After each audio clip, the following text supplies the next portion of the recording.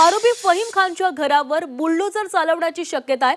फहीमचं दुमजली घर हे अनधिकृत असल्याचं समोर आलेलं आहे। नागपूर मनपाने फहीम खानला नोटीस बजावलेली आहे आणि या संदर्भात अधिकची माहिती घेणार आहोत। आमचे प्रतिनिधी अमर काणे आपल्यासोबत जोडले गेलेत। अमर, फहीमच्या घरावर बुलडोझर चालवला जाणार आहे, नागपूर पालिकेने कारवाईची नोटीस पाठवलेली आहे, काय अधिकची माहिती आहे? अगदी पूर्ण तयारी सुरू झालेली आहे आणि बुलडोझरची येथे दृश्य, बुलडोझर इथे पोहोचलेला आहे। थोड्याच वेळात ही संपूर्ण कारवाई सुद्धा होताना दिसेल आणि हे फहीमचं घर आहे। एनएमसीचे सगळे कर्मचारी इथे पोहोचलेले आहे, बुलडोझर चालक सुद्धा इथे पोहोचलेला आहे। बुलडोझर चालकाशी सुद्धा आपण संवाद साधूयात। थोड्याच वेळात ही संपूर्ण कारवाई होताना दिसेल। फहीमच्या घराच्या आतमध्ये जे काही उरलेलं सामान होतं ते काढण्याचं काम सुरू होतं आणि त्यानंतर आता ही कारवाई होत आहे। ही कारवाईसाठी जे बुलडोझर ते पोहोचलं आहे ते तिथे पोहोचलेलं आहे। आपण बुलडोझर जो कर्मचारी आहे बुलडोझर चालवणारा त्याच्याशी बोलूयात, आपण त्याच्याकडून माहिती जाणून घेऊया। दादा, काय सांगाल, काय नाव आहे आपलं? कोण कोण आहे? आपण त्याच्याशी परत एकदा संवाद साधूया आणि किती वर्षापासून हे काम करतोय, कशा पद्धतीने काम करतोय हे सुद्धा जाणून घेण्याचा संपूर्ण प्रयत्न करतोय। पण इन द मीन टाइम आपण बघू शकतो तगडा असा पोलीस बंदोबस्त या संपूर्ण परिसरामध्ये दिसतो आहे। मोठ्या प्रमाणात पोलीस इथे तैनात करण्यात आले, एसआरपीएफची टीम सुद्धा करण्यात आलेली आहे। संपूर्ण एरियाचं बॅरिकेटिंग पोलिसांनी केलेलं आहे। घराच्या आतमधलं संपूर्ण सामान काढण्यात आलेलं आहे आणि त्यानंतर आता ही कारवाई सुरू करण्यात येते आहे आणि त्याकरता हे बुलडोझर येथे पोहोचलाय। दादा, काय नाव आहे आपलं? माझे राकेश गोलाईत। राकेशजी, किती घरांना तळतशी काम केलं आणि आता कारवाई कधी सुरू होईल? आता अधिकाऱ्याच्या आदेशानुसार करू आपण। यापूर्वी असे भरपूर तोडले।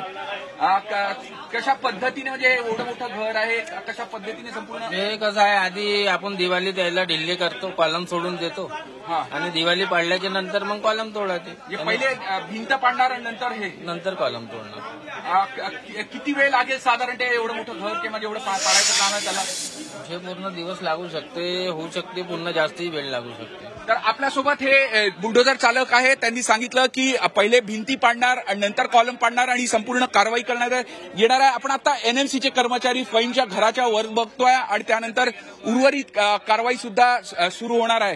एकूणच एनएमसीची मोठ्या प्रमाणात इथे कर्मचारी पोहोचलेले आहेत। दुसरी अजून एक क्रेन थेट दृश्य दाखवतो, ती अजून एक क्रेन येत आहे, बुलडोझर येतो आहे, तो या दिशेने येतो आहे, जेणेकरून हे संपूर्ण कारवाईला अजून वेग मिळावा। आता हे थेट दृश्य आपण संजय बाग कॉलनीतले हे संपूर्ण दृश्य बघू शकतो की कशा पद्धतीने एनएमसीचा फौजपाटा येथे एक हातोडा सुद्धा घेऊन काही पोलीस एनएमसीचे कर्मचारी पोहोचलेले आहेत, त्यांच्याकडून सुद्धा जाणून घेऊया की कशा पद्धतीने ते काम करण्यात येईल आणि आपण थेट जाणून घेऊया। आपण हे बघू शकतो इथे सब्बल सुद्धा हातात घेऊन काही कर्मचारी आहे, हातोडा घेऊन काही कर्मचारी इथे आहे की आता जसं बुलडोझर चालक म्हणत होता एक बुलडोझर असेल तर थोडा वेळ लागेल, पण आता दुसरं बुलडोझर इथे आलं आहे आणि एनएमसीचे कर्मचारी हातोडा सब्बल घेऊन इथे आहे। जोरदार अशी कारवाई ही करण्यात येत आहे। खरं तर मुख्यमंत्र्यांनी सांगितल्यानंतर ही कारवाई झटपट होणे अपेक्षित होते। हे दुसरं बुलडोझर आपण म्हणू शकतो आणि ते थेट दृश्य या संजय बाग कॉलनीत येताना दिसत आहे। पोलिसांचं संपूर्ण परिसरामध्ये बॅरिकेटिंग केलेलं आहे। नागपूर हिंसाचार प्रकरणी जो मुख्य आरोपी होत्या त्यानंतर ही संपूर्ण कारवाई होताना दिसत आहे। वरिष्ठ पोलीस अधिकारी सुद्धा या संपूर्ण परिसरामध्ये असल्याचे दिसून येत आहे। एकूणच मनपाची कारवाई ऍक्शन होताना दिसून येत आहे। खरं तर या फहीम खान जो आहे तो या संपूर्ण घटनेमध्ये सहभागी होता आणि त्याची चौकशी जरी सुरू असली तरी मात्र त्याच्या घरावर ही कारवाई केली जाते। त्याच्या घरामध्ये इतर कोणी देखील राहत होते का आणि त्याचसोबत या कारवाईला काही विरोध होताना दिसला का? नाही, कारवाईला विरोध नाही, कारण की त्याचा नोटीस बजावण्यात आलेला आहे आणि पोलिसांचा इतका तगडा बंदोबस्त आहे। आपण पोकलँड सुद्धा इथे पोहोचलेलं आपण बघू शकतो आणि फहीमच्या घरी आता कोणीच नाही, सगळे कर्मचारी इथून निघून गेलेले दिसत आहे आणि हा संपूर्ण परिसरामध्ये एक छावणीचं स्वरूप आहे। कोणीच बाहेर येताना फारशा आजूबाजूच्या लोकांना येऊ देत नाहीये पोलीस आणि एक छावणीचं स्वरूप संपूर्ण परिसरामध्ये येत आहे। आता इथे 2 मशिनरीज पोहोचलेल्या आहेत, त्याचबरोबर तगडे तोडकाम करणारे कर्मचारी सुद्धा पोहोचलेले आहेत, कामगार सुद्धा पोहोचले आहेत। त्यामुळे एकूणच अगदी पुढील काही मिनिटांमध्ये ही संपूर्ण फहीम खानच्या घरावरची कारवाई तोडकामाची सुरू होईल। तत्पूर्वी जे उर्वरित सामान आहे, जसं आपण हा टेबल पाहतो किंवा थोडेफार काम आहे ते बघण्यात येईल आणि त्यानंतर ही संपूर्ण कारवाई सुरू होईल। अमर, ही कारवाई खरं तर मोठी मानली जाते, कारण मुख्यमंत्र्यांनी देखील म्हटलेलं होतं की या घटनेमध्ये जे कोणी सहभागी आहेत त्या कोणत्याही आरोपीला सोडणार नाही, कडक कारवाई होणार. आणि त्यात आता फहीमच्या घरावर देखील बुलडोझर फिरवला जाणार आहे. काही वेळातच हे घर पाडलं जाईल. येत्या काही दिवसांमध्ये आणखी काही अशा कारवाया केल्या जाऊ शकतात का?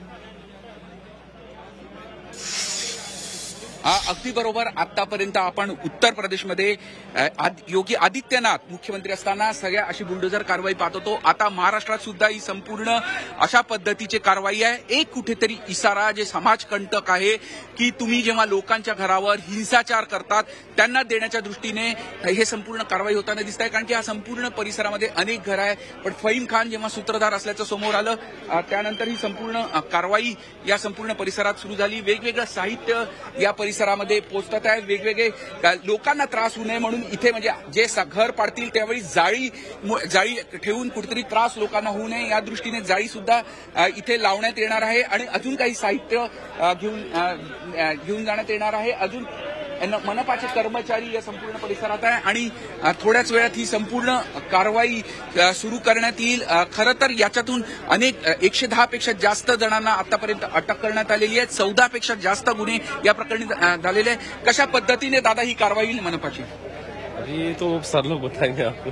पण आता बरं साहित्य पोहोचलंय, काय काय पोहोचलंय, कोणकोणतं? म्हणजे एक बुलडोजर दिसत आहे, बुलडोजर आया, जेसीबी आया, अधिकारी है, बड़े बड़े सब है, कर्मचारी एनएमसी की पोकलाई नहीं है और लेबर लोग सभी छे बोलने यहाँ पे. किती वेळ लागतो साधारण एवढं घर पाडायला? तो भी लगेगा सर 1 से 1.5 घंटा तो लगेगा. दिवस लागेल त्यासाठी, संपूर्ण दिवस लागेल. इथे मनपाचे कर्मचारी सांगताय की संपूर्ण दिवस लागेल. 1-2 मशीन आहे, पोकलँड आहे, बुलडोजर आहे आणि इतर कारवाई आहे. जाळी सुद्धा बसवण्यात येणार आहे या बाजूला. कारण की जेव्हा घर पाडतील तेव्हा इतर घरांना त्रास होऊ नये या दृष्टीने उपाययोजना, सतर्कता म्हणून ही संपूर्ण काळजी घेण्यात येत आहे.